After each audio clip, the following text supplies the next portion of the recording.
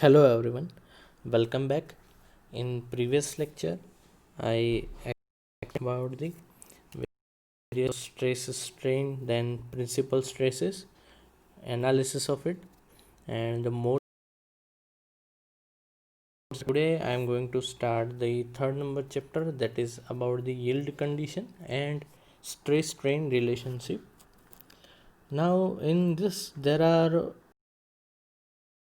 yield conditions and in which there are two major criterion. First one is von Mises hypothesis for yielding and Tresca hypothesis for yielding. Then graphical representation of yield criteria, then elastic strain relation for isotropic elastic material. What is the stress strain relationship in plastic deformation, isotropic and kinematic hardening.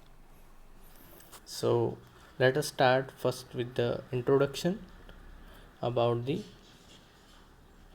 yield conditions. Now, for analysis of metal forming processes, it is necessary to know the condition of yielding, work hardening, and strain relationship of metals under the action of multi-axial stresses and strains. Yield conditions are in fact certain functions of stresses.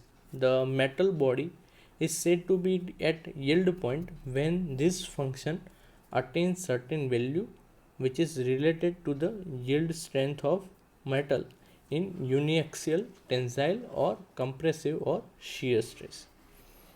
Beyond yield point, an increment in stress lead to plastic deformation or plastic flow of material. That we know that if we load any material beyond the yield point, the plastic deformation of metal starts.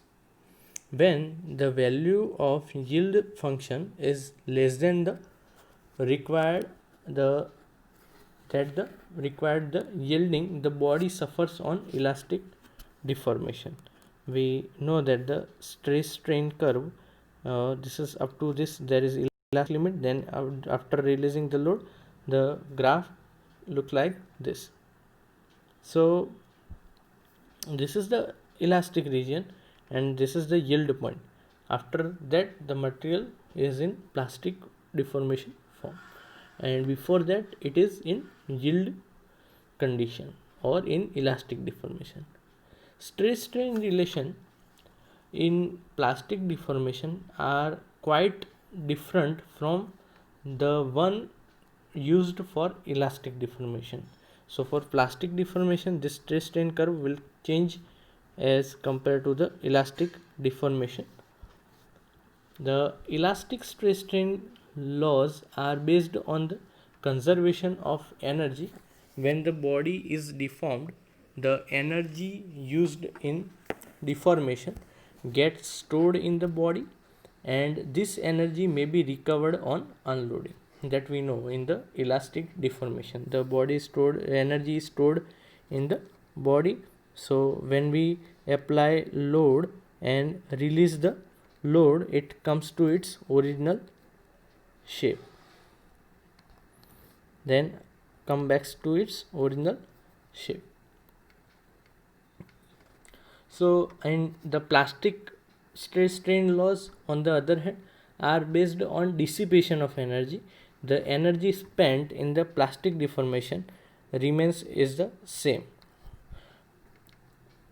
The energy spent in plastic deformation is dissipated and gets converted into heat, and it cannot be recovered on unloading. Thus if a bar is stretched plastically, a positive work is done, and if it is compressed back to its original size, again positive work is done. In the both this deformation energy is spent, nothing is recovered. So this is one brief introduction about the plastic deformation and elastic deformation. Now let's start the theory. Yield condition. A For that, a simple tensile test in case of uniaxial state, say sigma 11 is not equal to 0, while all other component of the stress state or stress tension are equal to 0. All other component are 0. For such a case may be written as yield condition. The material in plastic state, the sigma 11 minus sigma O is greater than or equal to 0, where this sigma O is the yield strength of material in tension or compression.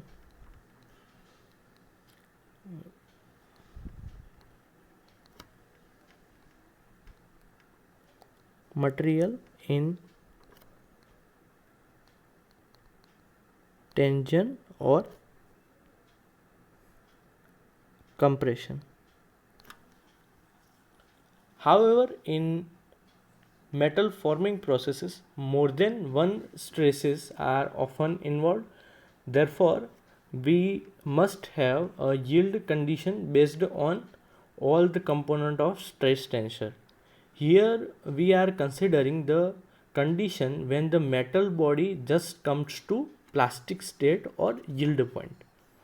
Okay, therefore we may write the yield condition in multi-axial stress state as function of stress, that is sigma ij is equal to 0, because it approaches the plastic state or yield point exactly at the yield point as we have shown in the graph up to this point. Then the yield condition is a material property. Therefore, the yield function for homogeneous and isotropic material should be in fact to be the function of invariance of stresses. And secondly, according to the Bridgman, the hydrostatic pressure does not make a metal yield. So it only produces elastic volume change. So therefore we convert the stresses at a point as a sum of two factors as given below. The sum of two factors, that is our tensor T, is equal to the sigma 11 sigma 12 sigma 1 3, then sigma 21 sigma 22 sigma 23 sigma 31 sigma 32 and sigma 3. Now from that we have to write the principal stresses. We have to suppress from this and add from this. So we write down this sigma 11 minus sigma p, sigma 12 sigma 13, then sigma 21 sigma 22 minus sigma p, then sigma 23 sigma 31 32, and from 33 minus sigma p, plus we write down, we add the sigma p, which is the principal stress, and other terms 0. So we added the principal stress matrix on the tensor. So the point, the stresses will be the stresses at a point as a sum of two factors, and this is given by this equation. Now the first factor on the right hand side of this equation is called as the deviator component. This component is called as the deviator component, And the second factor is called as this is the hydrostatic pressure. Hydrostatic pressure. First one is the deviator component and second one is the hydrostatic pressure component. At any stress component of the deviator part may be written as, the deviator part can be written as sigma ij dash is equal to sigma ij minus delta ij into sigma k by 3. By this equation, this deviator component can be written sigma ij is equal to sigma ij dash is equal to sigma ij minus delta ij into sigma k by 3, where delta ij is called as Kronecker delta.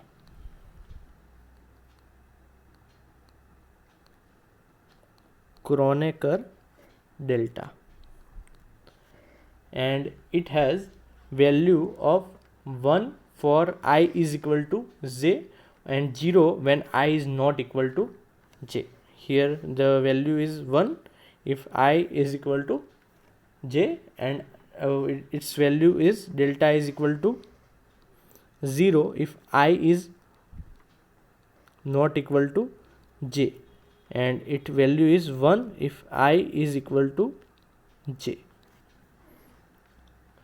So on the other hand, the hydrostatic component produces the change in the volume of the body, and its value in general state is given by the hydrostatic pressure sigma p is equal to sigma 11 plus 22 plus sigma 3 divided by 3. With this value of sigma p, the elastic volume change produced by sigma p is same as that produced by the all component of the stress test and the stress tensor. In terms of principal stresses sigma 1, sigma 2 and sigma 3, it may be written as, for principal stresses it is written as sigma 1 plus sigma 2 plus sigma 3 divided by 3. Now the second factor of the stress state called as deviator part is responsible for the change in shape of the body. Hence the yield condition is a function of components of these parts of stress state. Now the deviator component is shown by sigma 11 dash is equal to sigma 11 minus p, same way and it is written as 2 times sigma 11 minus sigma 22 minus sigma 33 by 3. Sigma 22 dash is equal to sigma 22 minus p 2 times sigma 22 minus sigma 33 minus sigma 11 by 3. Same way sigma 33 dash is equal to sigma 33 minus p is equal to 2 times sigma 33 minus sigma 22 minus sigma 11 divided by 3, and sigma 12 dash is equal to sigma 12, then sigma 23 dash is equal to sigma 23 and sigma 31 dash is equal to sigma 31. The yield function is in the fact the function of invariance of above components of deviator part of the stress tensor, and let 1 dash, 2 dash and 3 dash be the 3 invariants of deviator part. So the deviator part becomes the function f. Here the three part of the deviator part, 1 dash, 2 dash and 3 dash. So it becomes the function of 1 dash, then 2 dash and 3 dash equal to 0. And here the 1 dash is equal to the sum of sigma 1 1 dash, 2 2 dash and sigma 3 3 dash, because this is the first variance in the, and the value of first variance is equal to 0. So we can write down the 1 dash is equal to sigma 1 1 plus sigma 2 2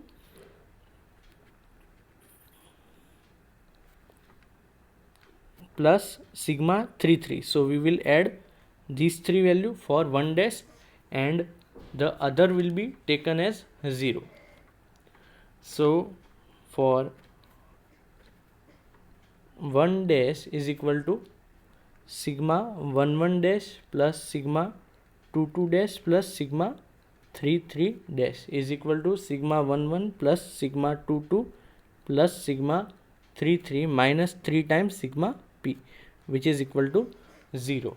So therefore the equation can be written as function of 2 dash and 3 dash will be equal to 0, and this function is assumed to be continuous function which can be differentiated any number of times.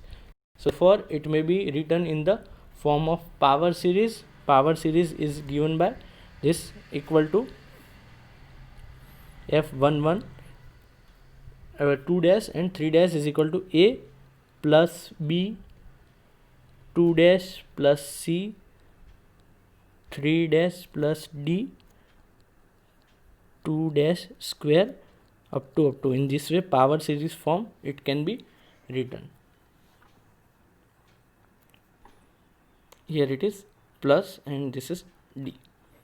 Now the different yield criteria may be constructed depending upon the value of the constant, this a, b, c and d, and the number of terms taken in the above expression. In this regard there are two criteria. First one is the von Mises hypothesis and second one is the Tresca's hypothesis. So let us discuss them one by one. However, there are other hypotheses of yielding as well, such as maximum shear stress strain energy theory, and this and some other can be related to the von Mises yield conditions. So let us discuss the first criterion, that is the von Mises hypothesis of yielding. So von Mises yield condition criteria takes into account the first two terms on the right hand side of the previous equation of the tensor.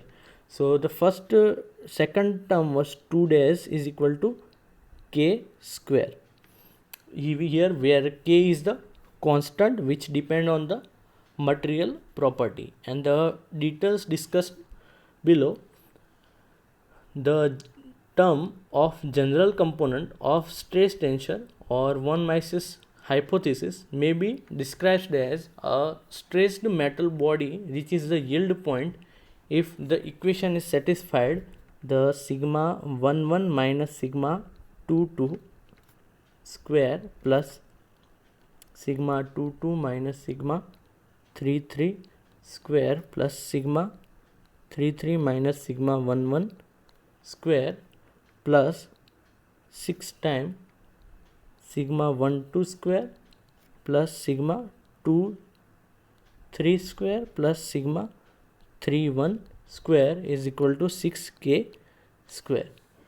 In terms of principal stresses, it is written as sigma 1 minus sigma 2 square plus sigma 2 minus sigma 3 square plus sigma 3 minus sigma 1 square is equal to 6k square. The value of k may be determined from the uniaxial tension or compression test in which the sigma 1 is not equal to 0. while the other two principal stresses are equal to 0. Sigma 1 is not equal to 0. It is not equal to 0 while other two are equal to 0. So we put the value in this equation, and we know that the yielding takes place only when the sigma 1 approaches the yield strength, that is sigma 0. So the strength of material in tangent can be written as there will be sigma 1 here 2 times, so sigma 1 square, this will be 0, this will be 0, this will be 0, this will be 0. So here 2 times sigma 1 square is equal to 6k square. So 2 times sigma 1 square is equal to 2 times sigma 0 square is equal to 6k square, and therefore the is equal to sigma 0 divided by root of 3.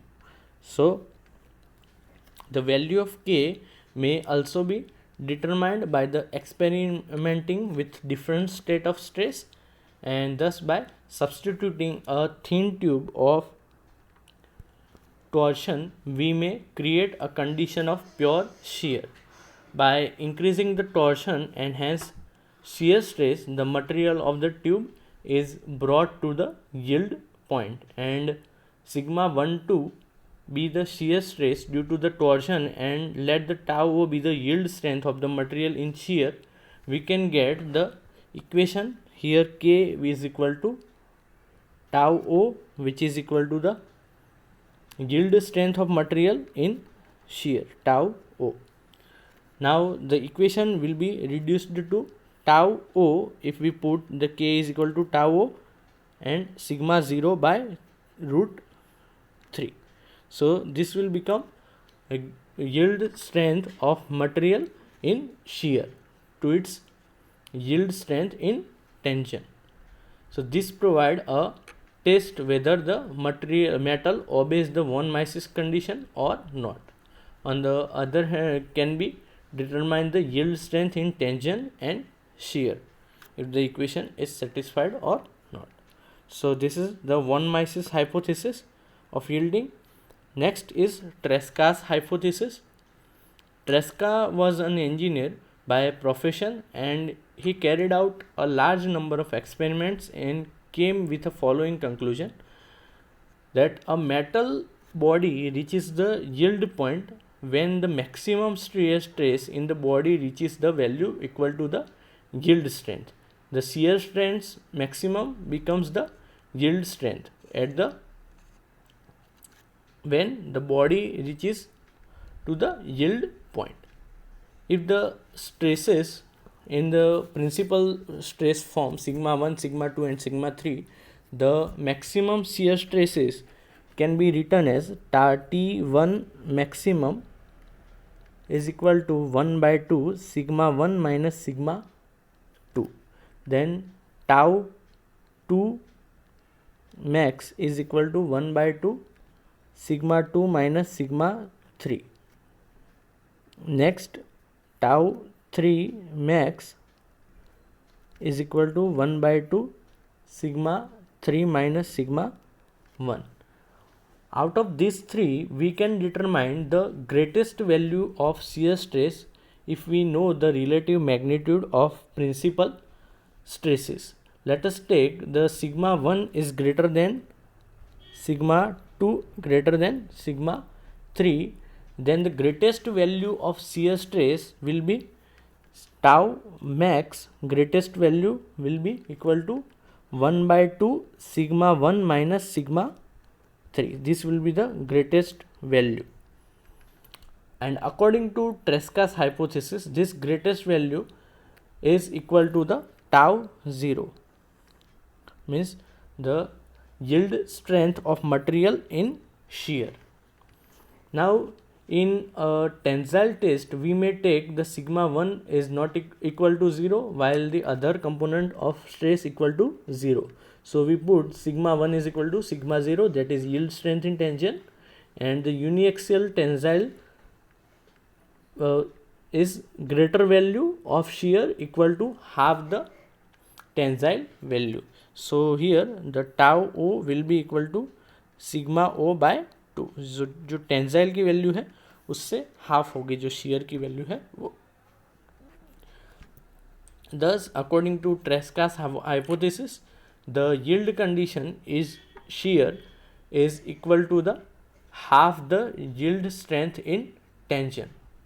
So tau O is equal to tau sigma 0 by 2, while according to von Mises criteria, it was tau 0 is. So the Tresca's hypothesis may also be written in the generalized form as sigma 1 minus sigma 2 square minus 4 tau O square into sigma 2 minus sigma 3 square minus 4 tau O square into sigma 3 minus sigma 1 square minus 4 tau O square equal to 0. So if any of the three factor on the left hand side of equation become 0, the material reaches the plastic state, and also that factor will be operating factor for the plastic flow. It should be noted that the Tresca's yield condition, only the maximum and minimum principal stresses take part in the yield condition. The intermediate principal stress does not appear in the yield condition. In von Mises hypothesis, on the contrary, all the stresses contribute to the yield condition and are also placed symmetrically in the yield function. The two yield conditions, however, give the similar results, that is the two principal stresses equal to 0 and when the deformation in the plane stress condition. So this is all about the Tresca's hypothesis and von Mises hypothesis. So this is it for today's lecture. Thank you very much for listening me carefully. Have a nice day.